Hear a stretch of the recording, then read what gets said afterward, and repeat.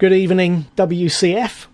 It's Thursday the 19th of March, and I thought I'd give you a brief update on a few things. Firstly, I'm busy getting ready for the live stream on Sunday. It's going to be a first.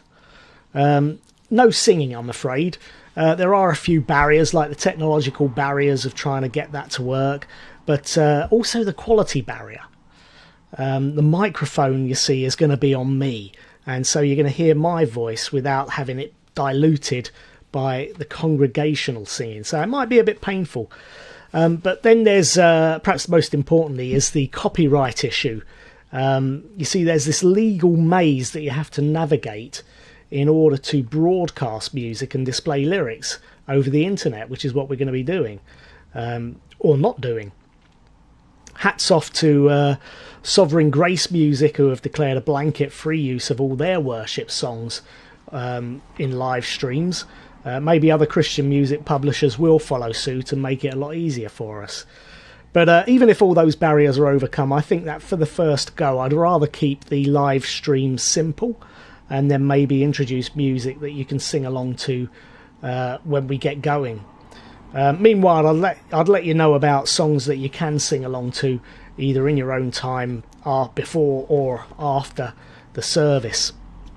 I've also been looking into something called Zoom, which is video conferencing software. It's a bit like Skype, but you can have many different people using it at once. So potentially we could have a Zoom prayer meeting, a Zoom Bible study, or just a Zoom lunch chance to be together. It would take some getting used to, because we wouldn't actually be together, but we could be sharing with one another.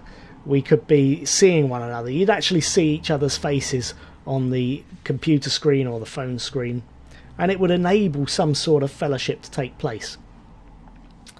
Tomorrow I'm going to email a prayer letter around, so please do let me know if there's anything that you would like prayer for. At this time, more than usual, we do need to be supporting one another in prayer. And so even if it's something small that you wouldn't normally think to share with the fellowship, it might be good to do that. If you could contact me, and I'll include the prayer requests on that letter. And then the last thing is something from the Bible. Yesterday in an email I talked to somebody, or said to somebody, about how this week has been a series of losses and mourning. Temporary losses, temporary mourning, but as I've faced things, and I'm sure you thought, suddenly realised, oh no, I won't be able to see that person. I won't be able to do that thing. And we have to mourn these minor losses. It's not a huge thing because we've got things like Netflix to keep us occupied, but it's still hard.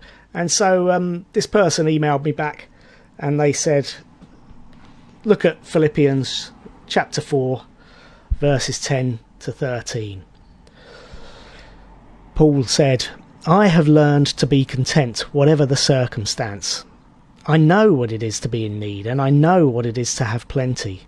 I've learned the secret of being content in every situation, whether well-fed or hungry, whether living in plenty or in want. I can do everything through him who gives me strength. Well, Paul knew what it was to be hungry, I mean really hungry, and to be in want. And he had learned this secret, being content, trusting in God, accepting that Jesus is enough. To have him in our lives is the best thing ever. I can do everything through him who gives me strength. We could look at that verse, and perhaps we have at times, and thought, oh, that's fantastic. I can do absolutely anything I want. I think Paul was saying he can endure any circumstance because he's got Christ in his life. I think that's a good thought for us to meditate on, to chew on, and to reflect on at this time.